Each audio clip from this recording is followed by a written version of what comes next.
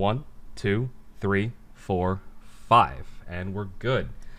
All right, Blue and I are back with another iteration of this podcast. Hopefully this second test case will go as well as the first one did.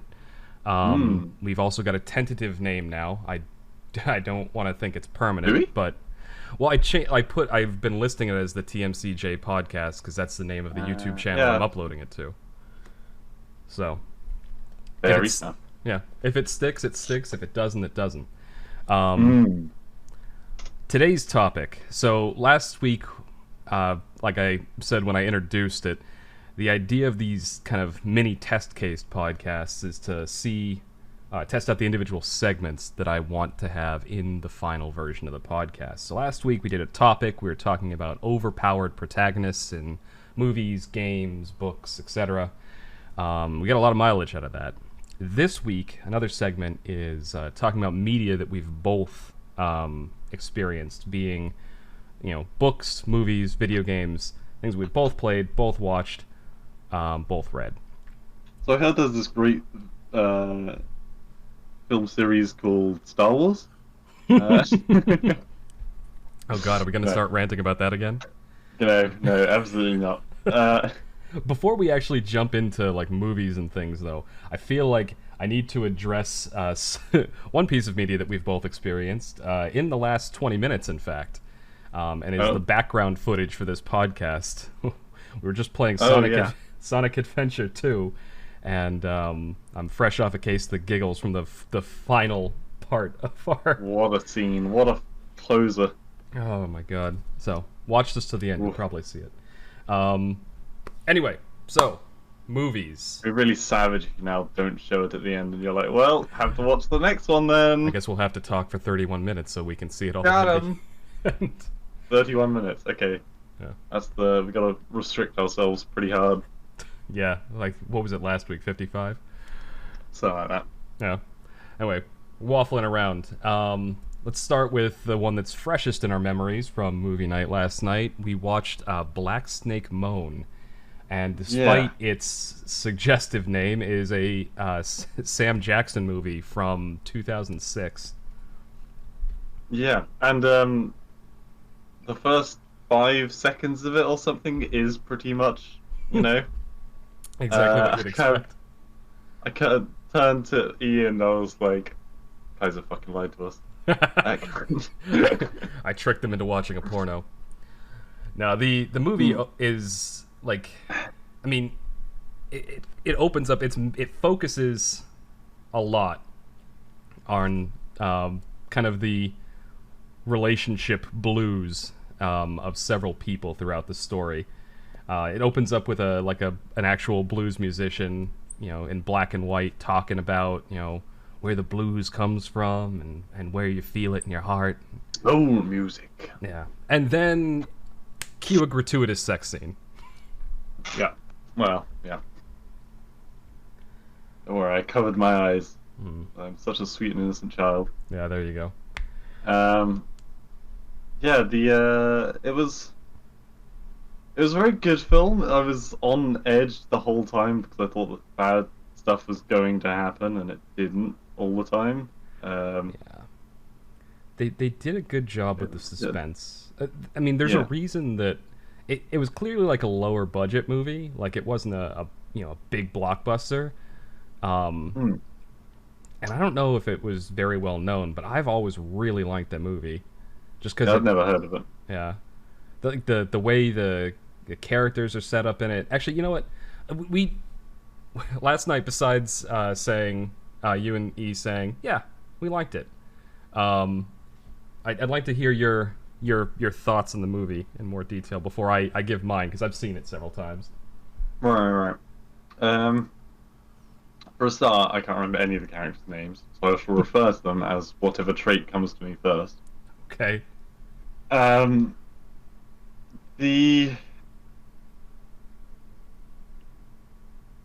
understand the psychology of slut. What I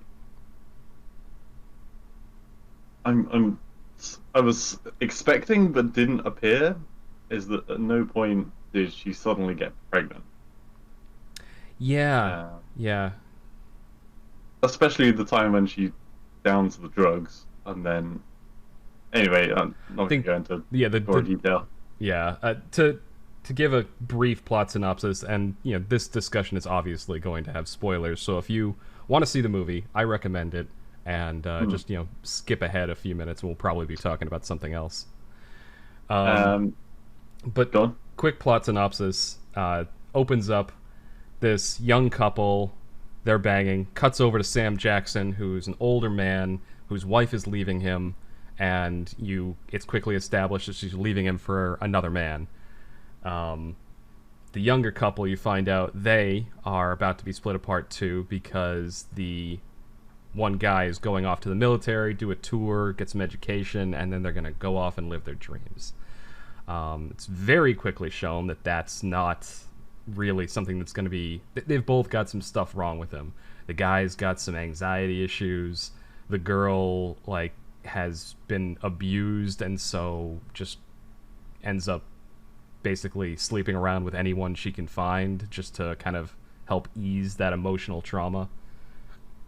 Um, yeah, just to give some context. Kind of just opened up with the concept of slut.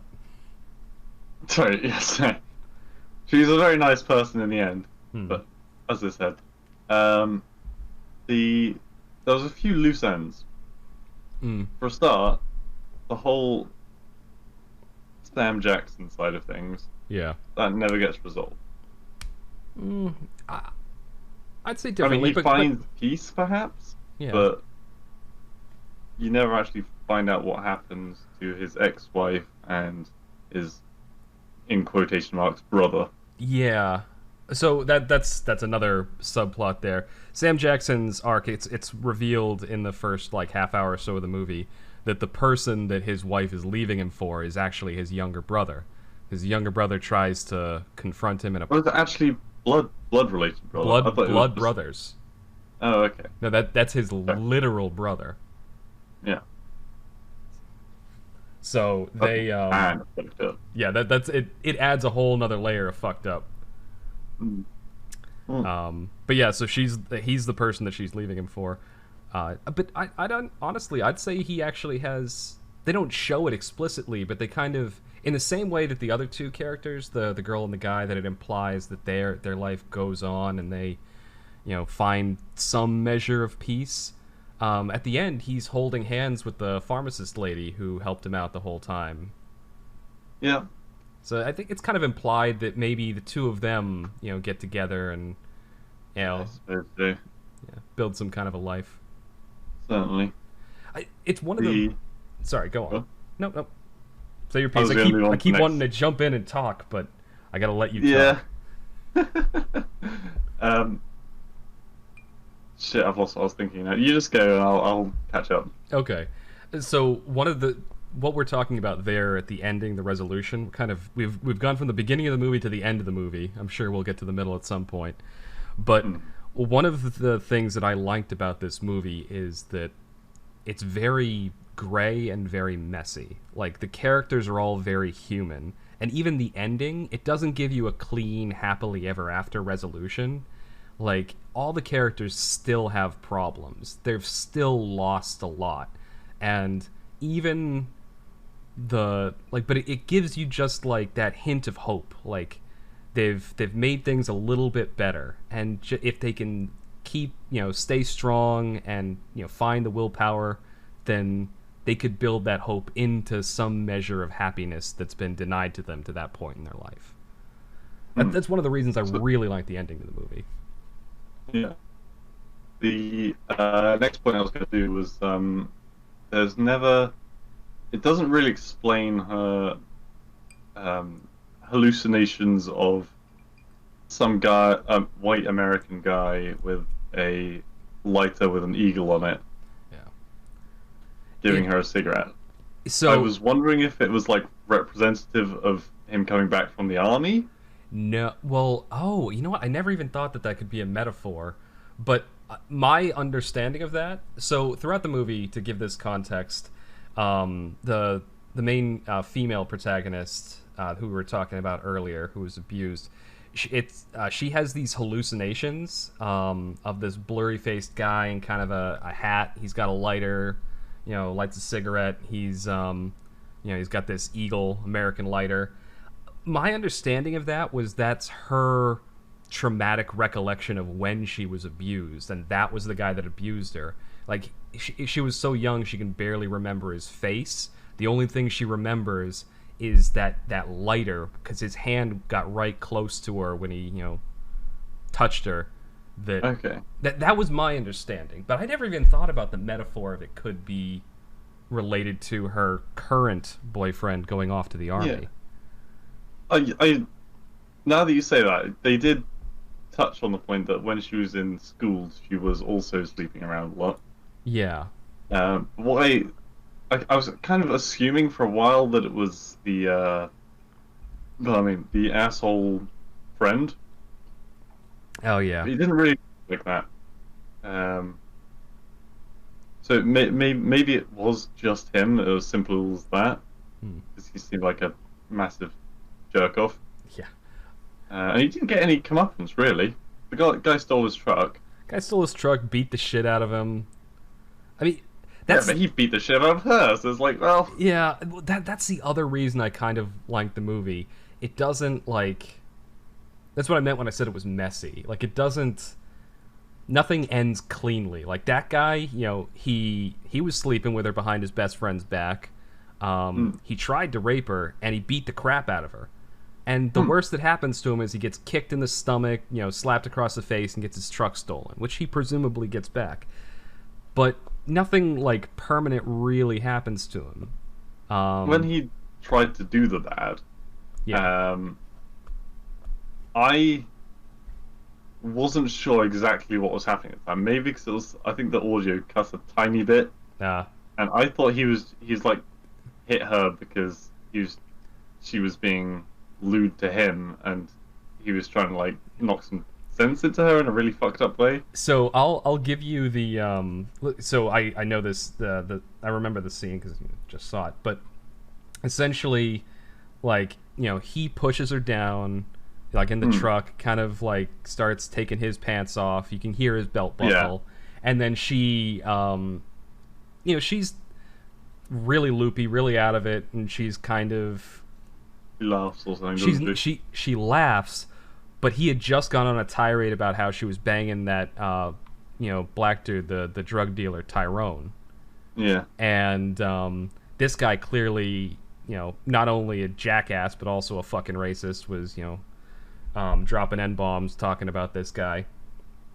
And then when he says that and then goes to bang her, and then she starts making fun of him, saying like, oh, you just gotta have what Tyrone got, or something like that. She mumbles it so I can barely hear it, but essentially she's mocking him and saying that he's taking Tyrone's leavings, essentially.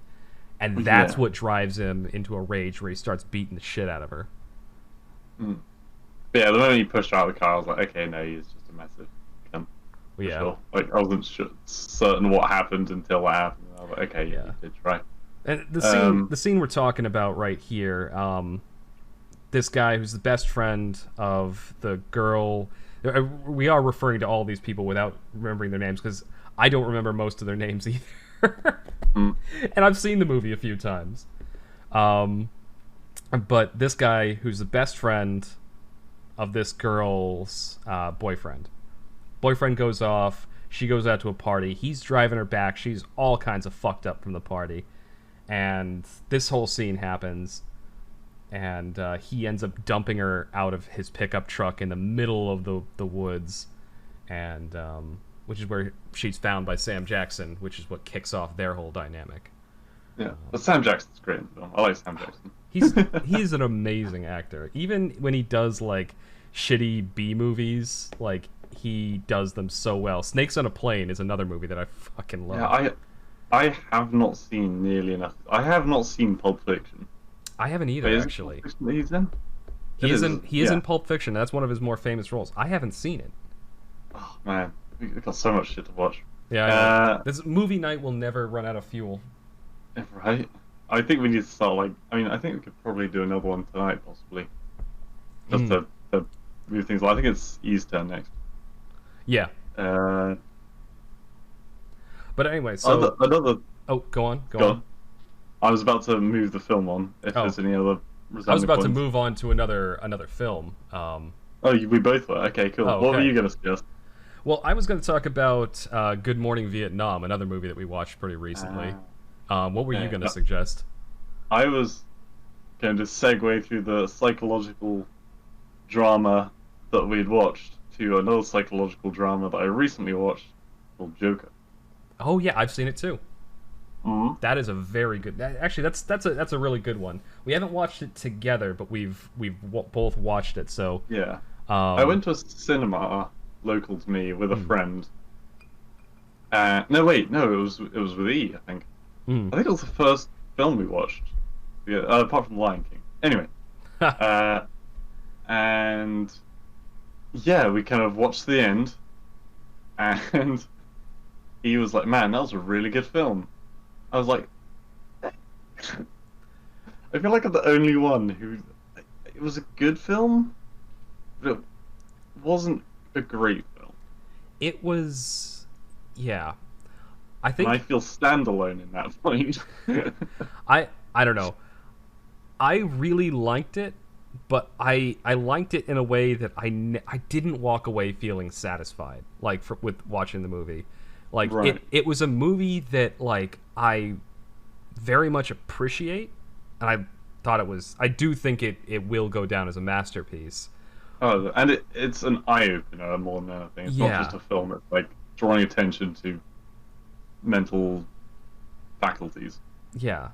And it's like masterfully done movie. Like some of the twists in it are spectacularly executed. The character Hmm. is perfectly acted, but I walked away from the movie with just this grim feeling, which is why I loved it. Like I am a huge fan of like so particularly this is one of the reasons, and I've said this before, is why I love Korean movies, because like normally a tragedy in like shot in like a Western movie, particularly out of Hollywood, it'll go like this, yeah, this guy loses his family to something, he loses him to drugs or violence or whatever, and then his life falls to shit, and maybe at the end of the movie he dies. That's like a tragedy coming out of Hollywood or something like that. Yeah. Tragedies coming out of Korean movies go like this. Not only does that guy lose his family, lose everything he had, hits rock bottom, but then he starts to build back up, find hope. Maybe he meets a new girl and he's dating her, and then she gets hit by a bus and he gets hit by a bull. Fucking hell. Like, Korean movies just they're not satisfied with tragedy. They go one step further, and like they give you a little bit Crush of all hope hope. and then crush it again. Like, Yeah. so that's why I love Joke. It doesn't. Is that an actual film? Just I need to know. No. There is a movie called I think it's called Old Boy. It's a Korean Right. movie, and to give you the plots, I don't want to give you the plot synopsis because I actually want to show. I may want to do this movie for movie night sometime. Okay. But it's not that exact plot, but it is that exact emotional roller coaster. Mm. And in the end, everyone is miserable, and the world is a worse place for it. Like that is the level of tragedy that comes out of Korean Yeah. movies. But so that's one of the reasons that I really really love Joker, is because things are grim in the beginning. They kind of bring you like glimmers of hope throughout the movie, and then they shatter them one by one. Well, I think it's fair to say that in some part of me, I was fairly disturbed by the character, right? Which Yeah. plays incredibly well. Yeah. Because the laughing thing it does, again, it's not anyone's fault that has a condition. Yeah. But in modern horror these days, horror is all about turning something that's cute or positive or happy into something that you cannot anymore trust. So if someone starts laughing in a dark place, then I'm like, ugh, Yeah, giving scary. them. They're gonna be murdering people or Yeah, something. giving them a little. Yes, your evil cackle. Yeah, give him one of those. I know what you mean. And Yeah. yeah, so it definitely brought the emotion out in the film. I was definitely feeling the tension, Yeah. but I the saddest thing, the when he goes on the panel show, I know this is fairly late in the movie, but when he goes on the panel show and does what he does, that was really like, oh, I don't want to say cool because the word is not cool, but it was very Poignant. iconic, Yeah. even in a fictitious scenario. Well, it's like watching that whole scene, like with Robert De Niro there playing the TV Yes. host. It's like I found myself like really tense, really on the edge of my seat because Yeah, it's like cringe almost, like, yeah. you as an audience member are watching that, and you know that he's fiddling around with something that is clearly a bomb to you, but he doesn't realize it's a bomb. He thinks it's like a cup holder or something. Like, so he's just fiddling around with it casually, just, going on with his daily life, not knowing that he's playing around with something that could explode at any second. Yeah. And that level of tension, they'd done so much to build that tension. Hmm. But from that point on to the end, that's when I really started enjoying the film. And sadly, there was only like 10 more minutes of film after that, as I can remember. So Um, you that's neatly transitions to my biggest critique of the movie. oh? It takes so long to build everything up. I think it's a little Yeah. excessive. It is the origin, and if they were, I really hope they make a second part to it, because the second part, I feel like, is the part that I'm gonna love. It's the becoming the crime boss. Becoming the actual Joker, as opposed to just what led him to being Joker. When he's actually got his name, he's got his title, he's got some followers, Mm. and he's going to, I was gonna say obliterate Gotham, but the real transition between human and monster Yeah. has only just started, and I want to see more of that. Really. Yeah, honestly, this is probably my favorite iteration of the Joker besides the one that they did in Dark Knight. Yeah. Well, I wasn't keen on that one. I mean, he was good, but there wasn't. I don't know. It was a new take on the Joker. And, like, I've always liked the one in. Fuck, who played him? It was. The one. With the art gallery and shit, it's really old now. is this He gets thrown off a church. is this one of the one? This is one of the first live action ones you're talking about. Yeah. I haven't seen those movies since I was very young, probably in the 90s when they were coming out. Jack Nicholson played the Joker. Jack that Nicholson. was it. Yeah, I know the ones you're talking about. I literally have not seen them since I was probably 8. So, That's a great one. Jack Nicholson makes a very good evil person, as we've seen from A Few Good Men. I'm trying to think back to who he was in that movie. There are a lot of people played the Joker. I'm just looking. I looked up actors who played as the Joker, and there are fuck tons of them. Oh my god, yeah. Now, I was trying to like remember. For some reason, I was blanking on A Few Good Men. The you can't handle the truth. Yeah. Honestly, hey, do you want to transition again? Son? We could talk about that movie. Absolutely. So, A Few Good Men. This is another one that I think I said. Was this our first movie night? I think. Yeah. Well, I mean, we watched we've had like movie nights before, but less planned than these ones were. Yeah, this is the first of the current The movie first night. formal iteration of movie night. Yeah, Um, yeah, I had seen clips from it, particularly of those court scenes with Jack Nicholson, um, yeah. but I had never seen the movie itself. So when you suggested it, I was like, hell yeah, let's watch it. And yeah, Jesus, I got having seen like the clips, I was like, oh, that's a really cool scene. But having seen the whole movie leading up to that point, I got tingles watching that scene. Um, for those who haven't seen it, this is an older one, and this is we're probably just spoil things right off the bat on this one. Few Good I'm Men. spoiling things out left, right, and center, but go on. We are. I need to remember to put a giant spoiler warning for everything we talk about. I think I may Yeah, actually that's timestamp the video as well to say when we start talking about what. Yeah. But that's what these test cases are for. But yeah, Few Good Men follows like kind of an inquiry into what is it? There was somebody died, like a private or MP or something Yeah, like that. it was a private. I can't remember Yeah. his goddamn name now, Yeah. despite how many times he said it. It was in Guantanamo Bay. Something happened. The guy died. He had like made some enemies. Code Red. Yeah, Code Red.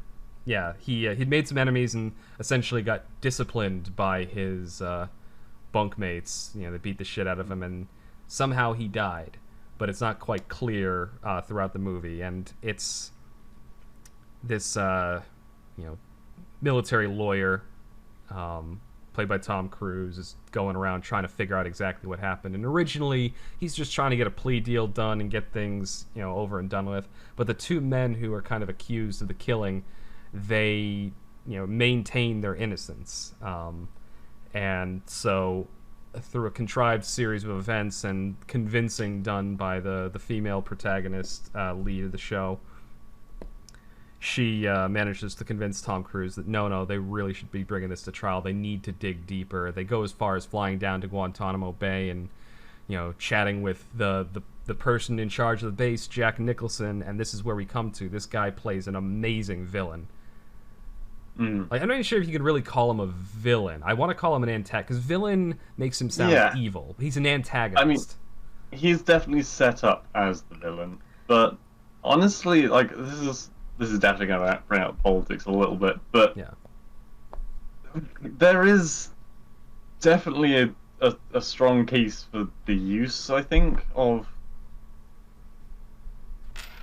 not, I don't know, I don't want to say Code Red, but like operating in it's never going to be as bad as it's going to be on the field of battle. Operating in And that gray area between right and wrong. Yeah, if you can teach someone the error of their ways early, then that might save their lives later down the line. Unfortunately, in this case, it was it went too far. How did the person die? He had a condition or something. He had some kind of a breathing condition or something like that. Yeah. And they did something, and I don't think they ever make it perfectly clear whether he was killed intentionally or not in the movie. I'm trying to remember back. He wasn't killed intentionally. It wasn't okay, but it was ordered that it happened. That the the person up top said, "Give him a Code Red, beat him up, rough him up, wake him up." Yeah, and then they they just chipped him off the base like he wanted, then every Tom and Harry would want. Yeah, would want the same sort of thing. Yeah.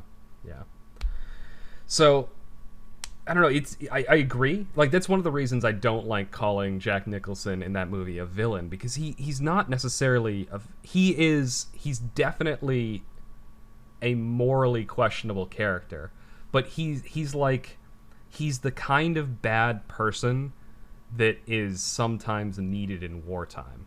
Yeah, he's the bad person that you want on your side. Yeah. And I think he actually has a line in the movie.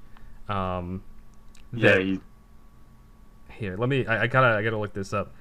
Got so many good quotes from that movie, but yeah, I remember the one you're talking about. He's like, "I'm the asshole that you want out there, he's like fighting for your country." He's like, "You want me on the walls," or something like that.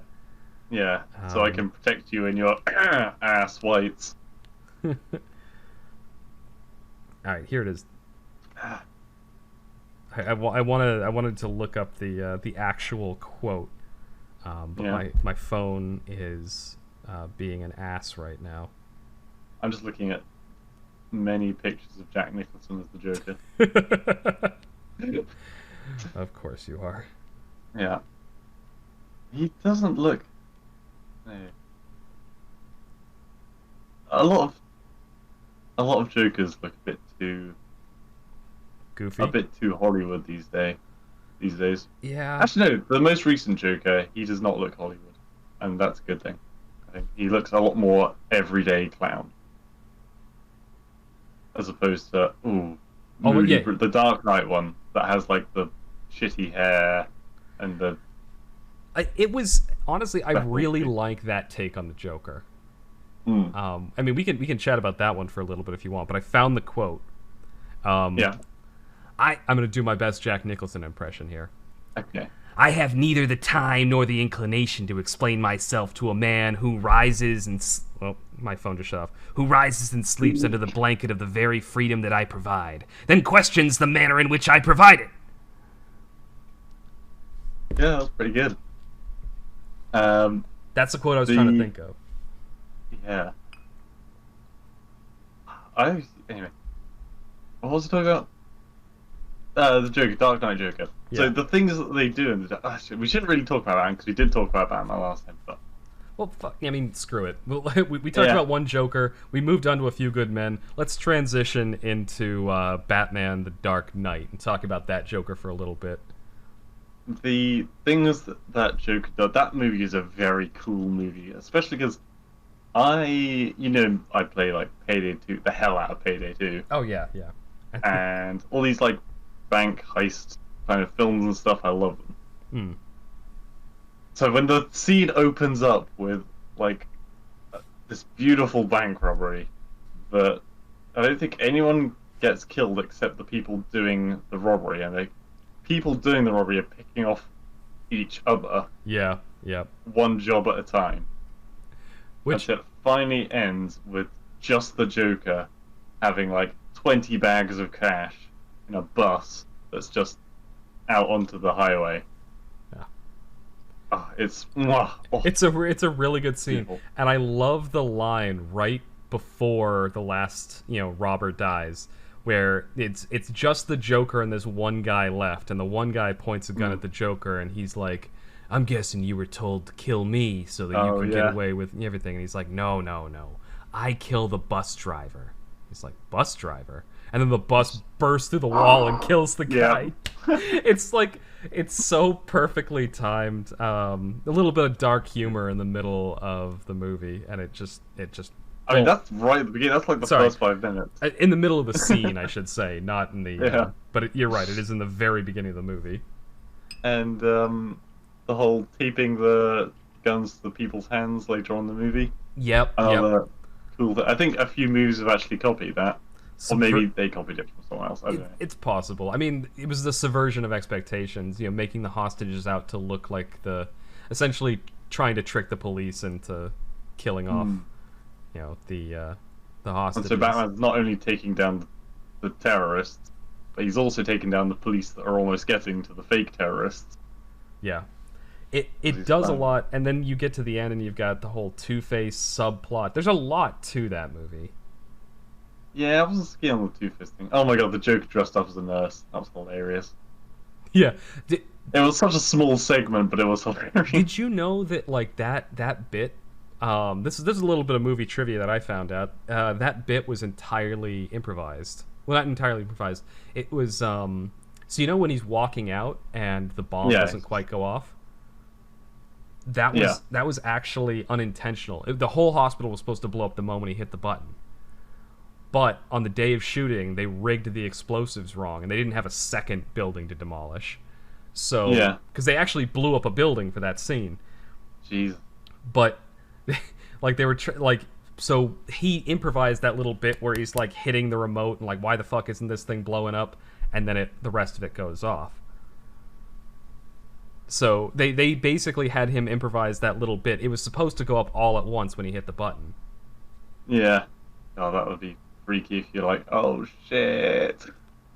Who's gonna go check the Well, explosives? it's crazy how much money they'll spend on big movies like that, because you've essentially got a gigantic building. Granted, the Yeah, building it's a was probably massive bomb. well, it was probably a derelict building they were gonna demolish and like replace with something anyway. Yeah. And so but the studio had to buy the building, or at least buy the rights to blow it up. Um, so I always wonder like exactly how much. I don't know. Hollywood spends about as much on movies as like most nations spent on like public works, Yeah. and half the times they're blowing things up. Oh me. Oh. Anyway, Yeah. Like, oh fuck. yeah. In a similar thing, have you ever seen the Blues Brothers? No, I have not. Oh, it's one of my favorite films. I had a friend in college that was obsessed with them, like that Yeah. movie, but I never Don't saw it. don't ever watch the second Blues Brothers 2000 or whatever. No, it's not a real thing. It didn't happen. God, whatever they But the do. first film, so good. The music is obviously amazing. The characters are so iconic. But at the end, there's a scene with they're basically running away from almost like every military-esque organization in America. So even the KKK are chasing them, right? So the sheriff's office, there's the army, there's the National Guard, everyone is after them. And they destroy so many police cars in the actual filming. They're like throwing them off like embankments and oh my god. So good. So have you ever seen the movie Drive Angry? It's a I've heard Nicolas of it. Cage movie. So Right. I have a fascination with, for some reason, Nicolas Cage Nicolas became Cage. this running joke among my like group of friends in high school and college.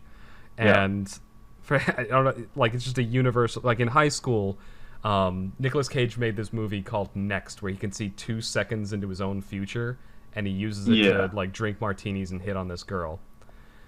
As you And there there was a cinema near us, movie theater that had $2 night do. on Right. Tuesdays, and that was one of the movies.